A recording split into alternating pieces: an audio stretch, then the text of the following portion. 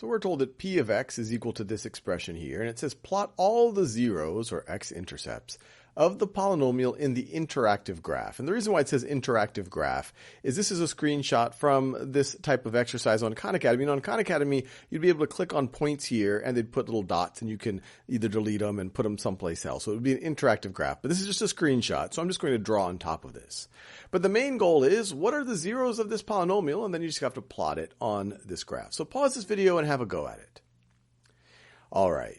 Now, to figure out the zeros of a polynomial, you essentially have to figure out the x values that would make the polynomial equal to 0. Or another way to think about it is the x values that would make this equation true. X to the third plus x squared minus 9x minus 9 is equal to 0. Now, the best way to do that is to try to factor this expression. Now, this is a third-degree polynomial, which isn't always so easy to factor, so let's see how we might approach it. The first thing I look for is, are there any common factors to all of these terms? And it doesn't look like there is. The next thing I could look for, I could think about whether factoring by grouping could work here.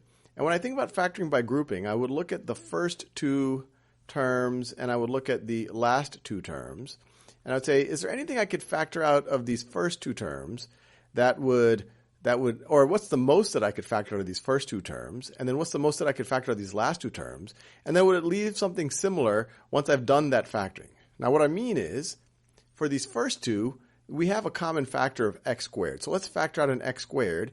And these first two terms become x squared times x plus 1.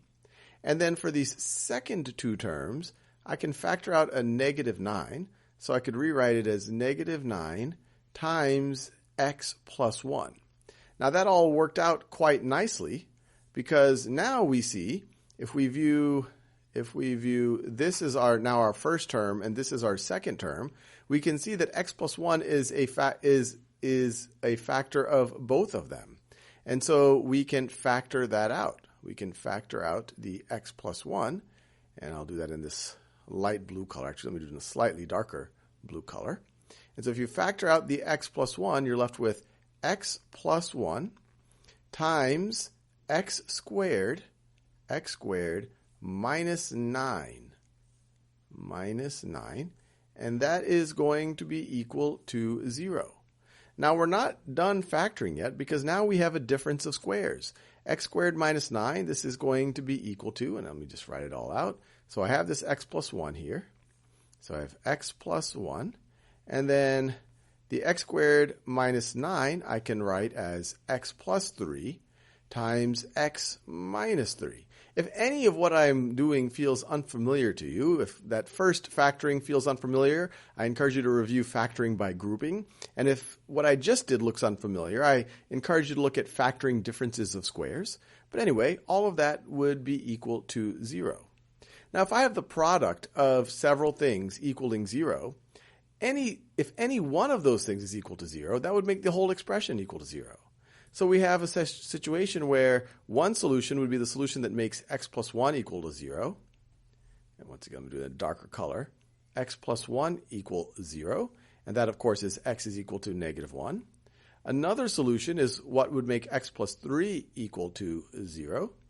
And that, of course, is x is equal to negative 3. Subtract 3 from both sides.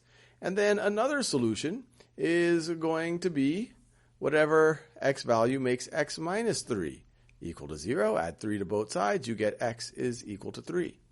So there you have it. We have our three zeros. Our polynomial evaluated at any of these x values will be equal to 0. So we can plot it here on this interactive graph. Well, I'm just going to draw on it. So we have x equals negative 1, which is right over there. X equals negative 3, which is right over there. And x equals 3, which is right over there. And the reason why you might want to do this type of thing, this exercise just asks us to do this and we're done.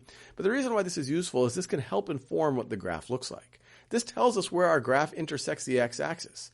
So our graph might do something like this, or it might do something like this.